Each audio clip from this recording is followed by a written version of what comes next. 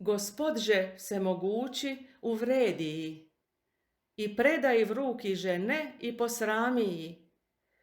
Ne ubo pade krepki ih od junoš, niže sinove Titanovi poraziše i, niže visoki ispolini predstaviše se jemu.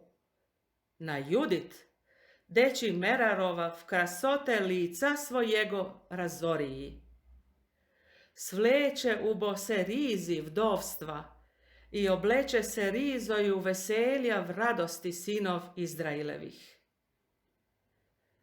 Pomaza lice svoje mastiju, sve za vlasi svoje i krunu na prihinjenje jego.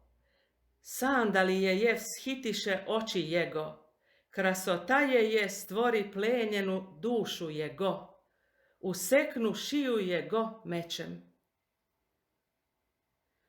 Pesan poim Gospodeve, pesan Bogu našemu, Adonaj Gospodi Bože veli jesi ti i presvetal v sile tvojej.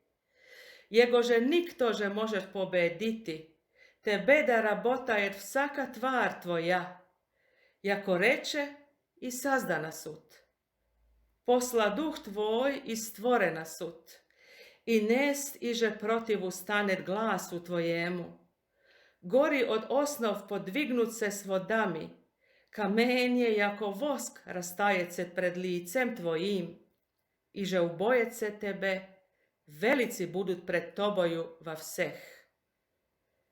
Gore ljudem stajućim narod moj, Gospod ube se mogući mastit se v njih, v dan suda posetit je. Dast ubo oganj i črvi i v mesa ih, da razžegut se, i čtujut daže do veka vek.